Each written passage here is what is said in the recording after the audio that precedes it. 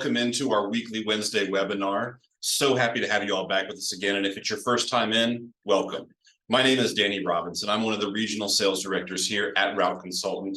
And I'm very excited today to announce that we will be bringing Melody Sunwall, our Chief Human Resources Officer, on here in just a few minutes to talk to you about creating and updating your employee handbook. And of course, we'll have a large Q&A session at the end of this, where you guys can dive into any HR questions that you have for Melody. But first, just like every week, I've got a couple of things I've got to say real quick. First and foremost, our favorite part of the show, the disclaimer, where we say that Route Consultant is not endorsed by and is not recommended by Federal Express Corporation, FedEx Ground, or Amazon. Route Consultant is not sponsored by, is not approved by, and is not associated with, nor has any connection whatsoever with Federal Express Corporation, FedEx Ground, or Amazon. So now that the fun part's out of the way, let's get down into it. I wanted to talk to you a little bit before Melody hops on here, just about some upcoming events that we have here at Route Consultant. We have our full list of happy hours available for the 2024 calendar year on our website now. Coming up very soon, we have the Atlanta Happy Hour. That's a couple of weeks away. The registration link for that is going to be down in the chat box at the bottom of your screen. Please, if you're anywhere in the Atlanta region, the greater metro area in Georgia, Southern Tennessee, or anywhere near enough by where you want to swing by and hang out, come say hey to us. We're going to have a great time in Atlanta, a night of networking and meeting with other contractors in the logistics space and with your friends here at Route Consultant. Of course, we can also go ahead and pop the link in there for the 2024 Expo and Contractor Party. We are going to be in Dallas, Texas this year. We have that registration link available for you right now as well. And I believe my friends on the other side of the computer screen are also going to put a booking link where you can go ahead and book your room now. We have the best rates available in the block that we have available. This is the first round of room blocks that we have. We always go through a few, but the price goes up and up and up as we get closer to that fun weekend in Dallas. So go ahead and register now, get your room ready to go, and we can't wait to see you guys down there. Really quickly, I'm going to highlight a couple of new listings we have in the firm here, and then we'll bring Melody on to talk about today's content. So first, I want to talk about a P&D listing out of Southern New Hampshire, 9 P&D routes serviced by 12 trucks, leaving you with 3 spares, currently running a little under 17% EBITDA margins. There is 1 manager on staff to assist with the daily operational load, a very dense operation that offers lower fuel costs and reduced wear and tear on your vehicles, and a very low entry point into a competitive market with FedEx Ground. We also have a new Amazon DSP listing on the market out of southeastern Minnesota, 25 to 30 Amazon DSP routes, currently priced at $350,000. That's about 7.39% of total annual revenue. The business services, like I said, 25 to 30 routes, a very efficient operation. It has multiple managers in place to help with the daily operations. High performance levels with regular scorecard bonuses have been achieved by the current operator. And Amazon, of course, provides a full service leasing program for the DSPs where you have a very low cost and reduces the variable expenses of repair and maintenance on your P&D. We do have a Central Tennessee listing right here in the Middle Tennessee market where we're out of.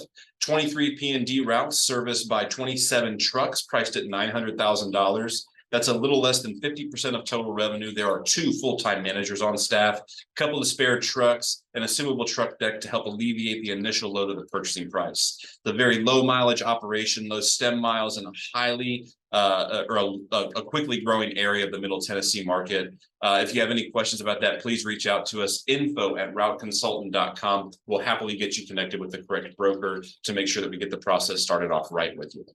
Now, with that all being said, I think it's about time we dive into the content portion of today's show. I'm going to bring on, like I said, our Chief Human Resources Officer here at the Patton family of businesses and companies, Miss Melody Sunwall. Melody, welcome. Hello. Hello, everybody. So I hope we're all having a good day today. And what I think is that we'll just dive right in. Okay. So a little bit of HR humor for you. It's a trick question. But what's the most dangerous and costly book that you own, or perhaps that you don't own, but you should? Okay. So, but I'm bumped, right? That's right. It's your employee handbook. And so it's a little bit comical to think of it that way, but let's talk about why it's really a true statement that this is the most costly book you can own and have. So To put it still in fun terms, let's think about superheroes for a minute. So Spider-Man's got a magic web that can cover everything in an instant, or, let him hold on when he's like flying through the air with all kinds of chaos going around him. Superman's got this deflection ability that can, things can just bounce right off and holds up to just about anything. You got Batman that's got all these super cool gadgets that can navigate his way around things. Your handbook, if you use it right and you do it right, gives you these superhero powers, which we all want, so that's really the fun stuff that I've got for you today, is to think about it. This is an important, fun book to have, and it is your key to being a superhero if you do it right. And so let's talk a little bit about what makes it that superhero gadget for you. So it can be the easiest book in the world to have, or it can be the most complicated thing in the world to have. And the first thing that I'm going to tell you is that you do not have to make this complicated. You just don't. If you think about the employees that you have, if you think about the way that they communicate with you, if you want this handbook to be a really relevant tool for you, you need to write it for them, right? It does not need to be written for your attorney. Your attorney's got plenty of things that they can read. This needs to be written in the terms of, who are my employees, and what are the superhero power things that I need to protect myself from, and that I need to set kind of the foundation of what they can expect from you as a business owner. Okay. So that's really where we want to start, is that handbook is going to be your protective shield. So that's step one. The second thing about handbooks, again, is back to, it doesn't have to be complicated. It should not be thick. It should not be a novel. I am never going to stand in front of any of you, whether I can see you or not, and tell you that it has to be this 400-page novel with every legal jargon and all of these things. It doesn't have to be. I think ours is about 18 pages, and that's with spaces and page breaks and, heading and all of those kind of things. You need to remember your audience. And so if you've got a topic in a handbook that is multiple paragraphs and really long sentences, you are not talking to your drivers at that point. You are talking to yourself, or you're talking to some legal ease that has said it has to cover all these, say all these words to cover all this information. Cut it back, scale it back. Simplify your message. And there's a lot of ways that you can do that. And there's a lot of guides out on the internet that can help you walk through that. But like, one of my favorite things to remember when we're looking at a handbook is you really don't have to say something 4 times or 40 times, as some handbooks say. So for example, the phrase, up to and including termination. Well, technically you could have that kind of sentence in every single section of your handbook, and it's not necessary. It just adds another sentence to it. Say it in one spot, covers the whole book, and then you can move on. And so there's a lot of ways that you can save yourself just a little bit of space here and there, is by taking out that duplicate information.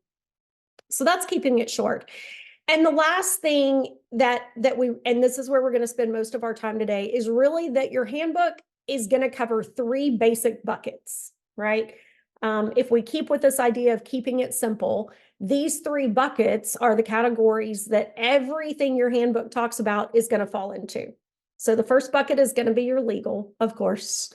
Your next bucket are going to be your policies, and your last bucket's going to be compensation. And that's it. Like, everything you need is going to fall into those 3 things. And so if you think about it in that way, then it makes this a really manageable book to tackle. And we can dive into that. So all of that's kind of the precursor. And so now let's get into what you really care about. Let's talk about each of those buckets. So the legal bucket, that's where we want to start. And the important thing to remember about the legal bucket Actually, any of these things. Oh, there goes that little symbol. I have to quit talking with my hands because Apple has thrown out these new hand gestures that appear. I apologize. The thing about each of these buckets is that whether it's the legal side, the compensation side, or the policy side of this, it's all going to depend on the size of your organization. It's going to depend on, different classifications of your organization, and it's going to depend on the states that you're in. And so, there are some things that are cookie cutter, and then there are other things that are not. And so as I say each of these things today, keep in mind that it really does play into what works for my company, right? So you're gonna have to think about each of these things, and then you're gonna have to do your own due diligence that says, well, I'm a small business owner, privately held, but I have 25 employees.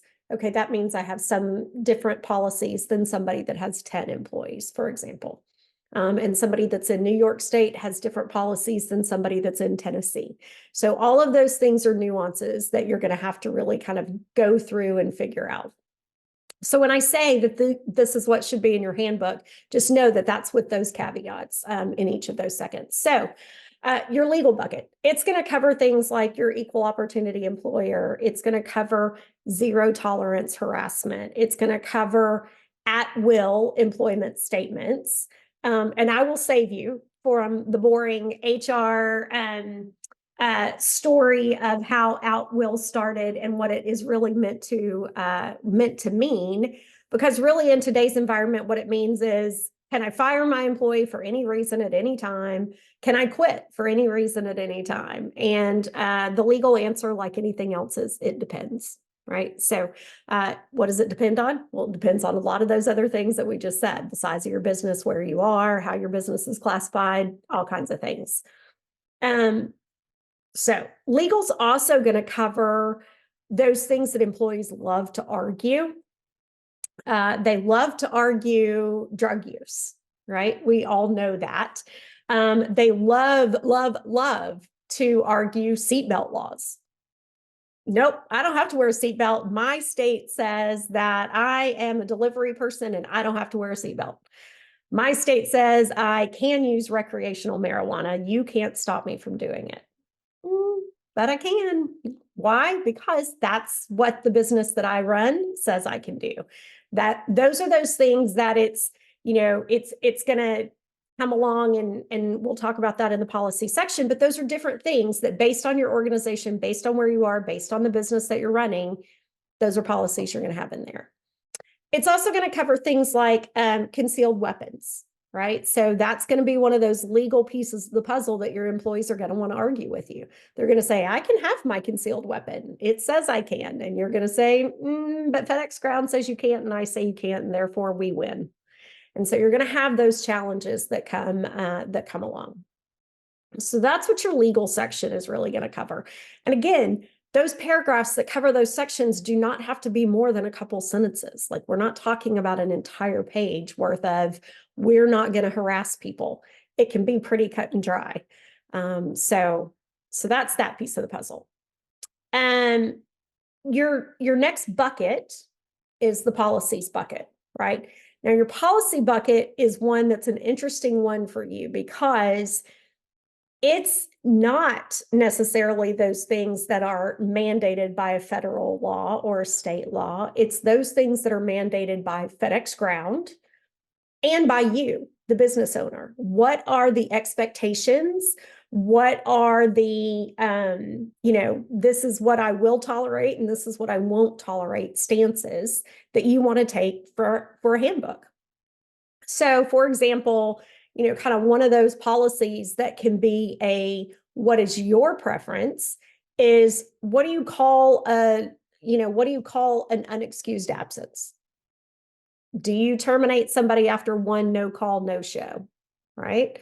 What is your tolerance on showing up late, or whatever the case may be? Those are things that you're going to have your own set of expectations, and that's going to be your policy. And then you have those things that I just mentioned that tie in with the legal side, which drug policies, seatbelt policies. So I don't care if you're in a state that legalized marijuana use.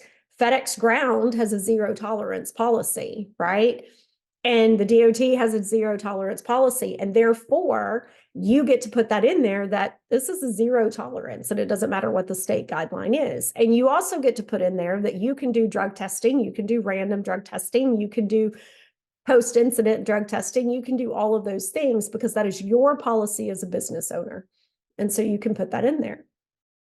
The no weapons piece of the puzzle is interesting because obviously we know concealed weapons and different gun laws that are going into effect daily around the country.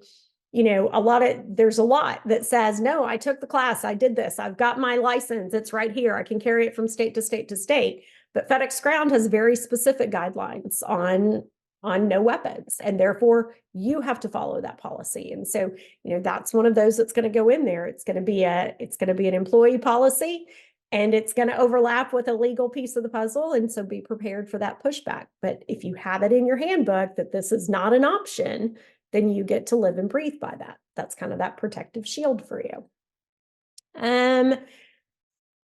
You know, the seatbelt laws, that's the next one, right? So we kind of touched on that a second ago.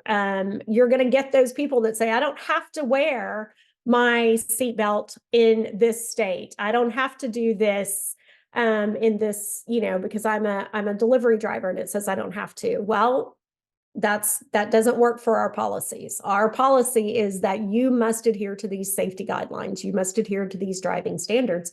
And if you don't, then I can terminate you. As long as your policy says that, right? As long as it says you can write them up, or as long as it says that you can do these things, and you have to have those guidelines because FedEx Ground makes you have those guidelines. So you're not looking to make your employees' lives more complicated just because you want to have more control over them. You are 100% following in that stage what FedEx Ground is telling you to do. Now you can have those, the rest of the policies are absolutely going to be those ones that are your choice to put in. Social media policies, whatever you want the disciplinary measures to be. Again, back to that, do you tolerate one unexcused absence, one no-show, you know, no call, no show? Do you tolerate none? All of those different types of things are going to be ones that you get to decide what you will and won't put up with. And you get to call that out. If you don't, be prepared for there to be complications. So you need to be clear about what you will and won't expect and what you will and won't tolerate. And then the last piece of the puzzle, the last bucket really is that bucket that is tied to compensation. This is everything. That's an all-encompassing bucket. But this is everything from, do you have benefits? If you do, how are those paid, or how are those done, or what are those choices? When are they eligible for that? How often are they paid? Are you going to allow them to get a paper check? Or are you going to, you know, require a direct deposit? Those types of things. It's also, though, going to be things like if they quit, are you in a location that you can minimize their pay down to minimum wage if they don't give you notice, right? And so there's a lot of states where that is legal, and they will argue that it's not. And it's not if you don't put it in the handbook. If you do put it in the handbook, then you can, and you can make those changes. It's where you're going to put in the rules about you have to do deductions from their paycheck, such as child support or alimony, or if there's, you know, an IRS lien or any of those things, that you're going to follow the court-ordered deductions until you get a notification that says otherwise. That notification cannot come from an employee that says, hey, I finished paying my child support, you can stop taking it out of my check now. It's not how that works. You need to have written in your handbook that you will follow all court-ordered deductions until you receive court order confirmation to stop said deductions. So, you know, those are those things that you're going to put in that compensation section. You're going to put in there, if you're going to deduct from their pay anything about, you know, lost uniforms or scanners or equipment or whatever, and you'll do all of that up to the limit of the law. And that up to the limit of the law kind of sentence is one of those things that, again, you don't have to put it in every section. put it at the front that says all of these policies will be followed to the fullest extent of the applicable law. Done. You've got it set in the handbook. You've got it up front. You don't have to repeat it again, and you can move on about your business. So, those are kind of all of those key areas that you're going to want to have in your handbook. There's also those other things throughout the handbook that I really want each of you to take very seriously. And there's two key words that I want you to look for in your handbook. And one is will and one is may. And these two words are life and death to you getting a discrimination or a retaliation lawsuit later. So if your sentence says, this will cause this, then you better do it every single time, every time.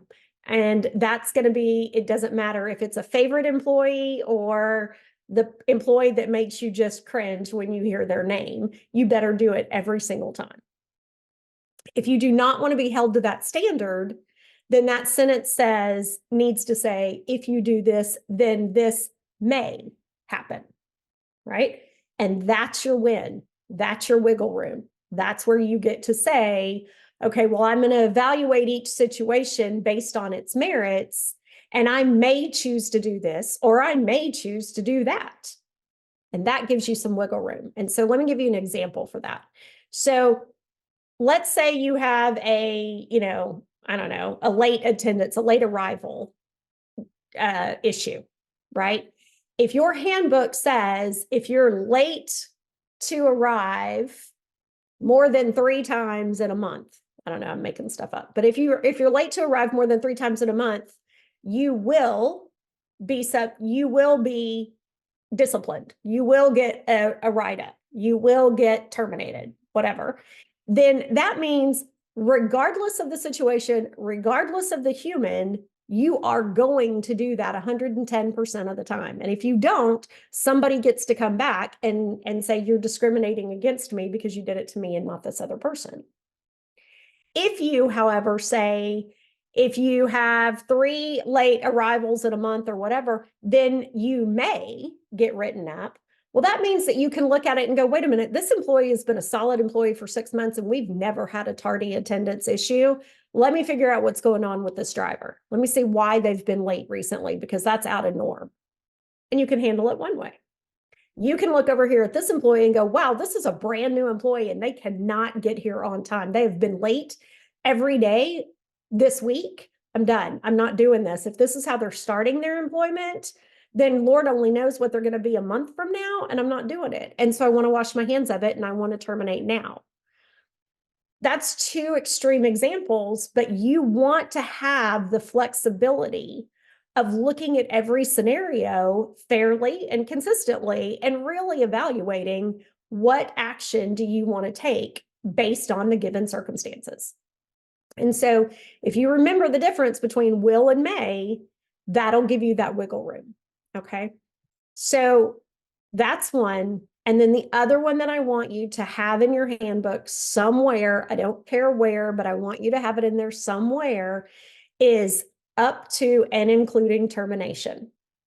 That sentence gives you wiggle room to immediately terminate somebody or not, depending on, again, the situation. So will and may and up to are your friends, because it lets you then fairly and consistently go through and evaluate every single situation that comes up and go, okay, well, this makes sense for this driver because this is how they've been doing this and this is what they've been doing, or this is out of character for this driver. And you can really dive into that. I'm not saying that it means you get to discriminate and say, well, I don't like this guy, and so I'm done.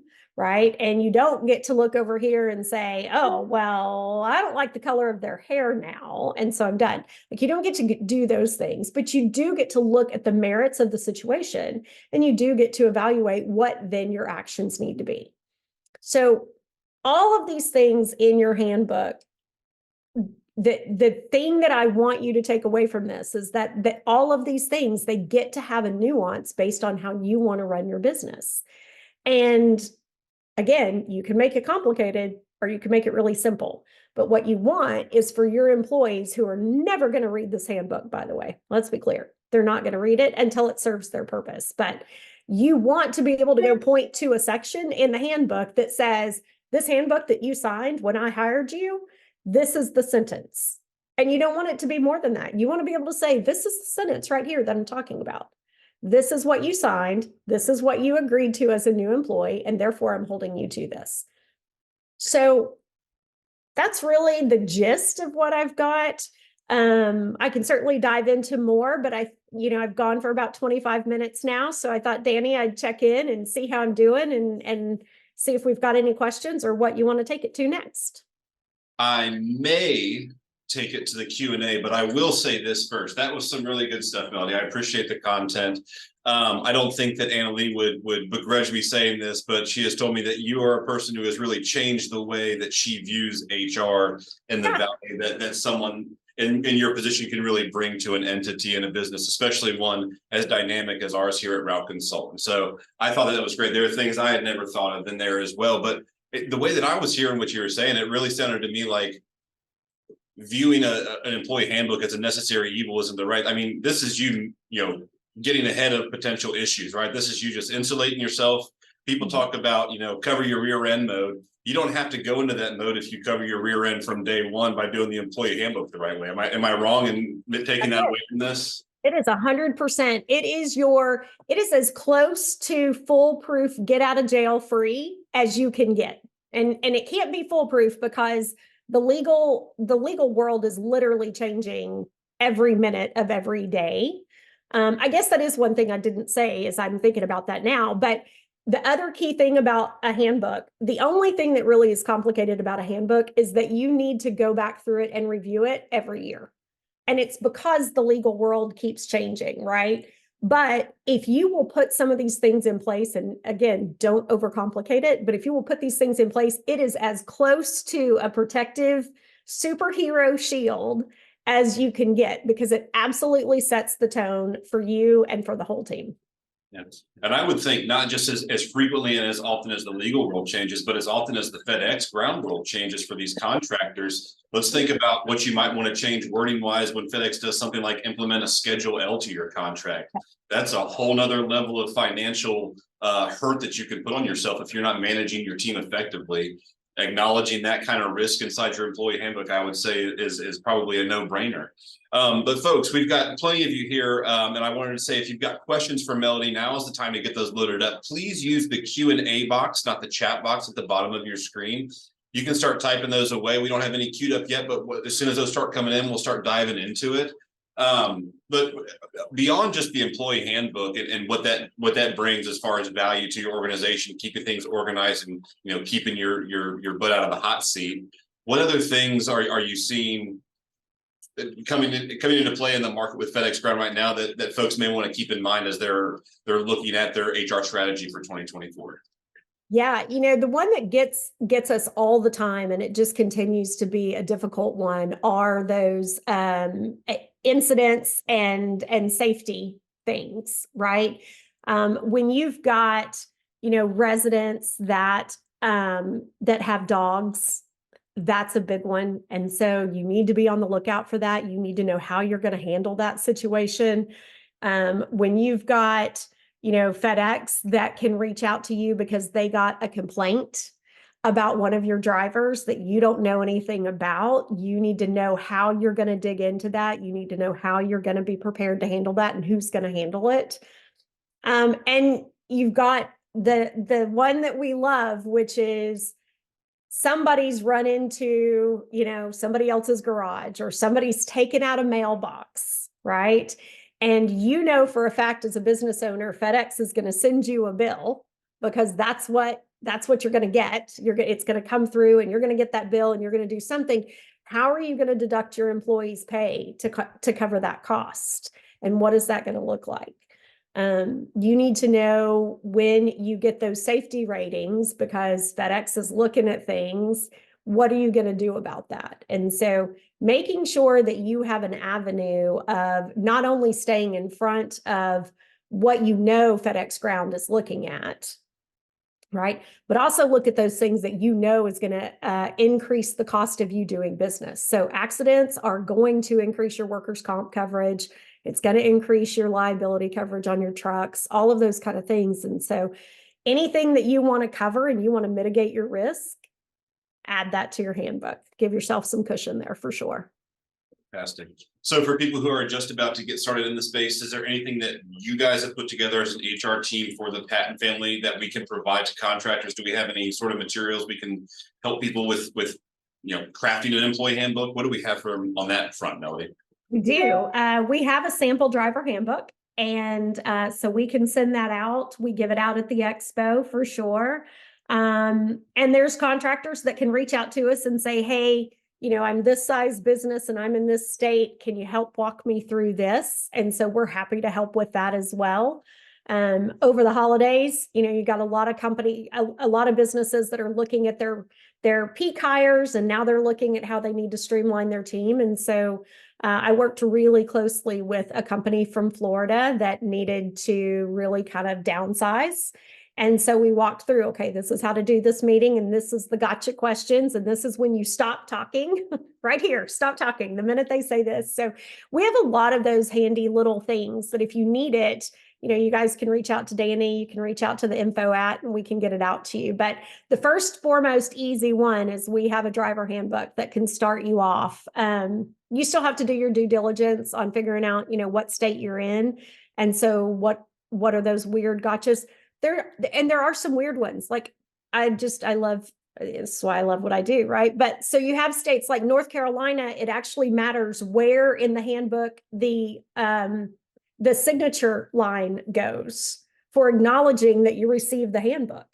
Can it be at the front of the book? Can it be at the back of the book? Like those weird state laws matter in there. And so if you need help navigating that, we can help you do that. Well, folks, thank you for coming in and joining us again on our weekly Wednesday webinar. We will see you again next Wednesday, same place, same time. Until then, if you need anything at all, we're always here to help. info@routeconsultant.com. If you don't have someone's personal contact info, we'll direct you where you need to go. Have a great day. Thanks. Bye-bye.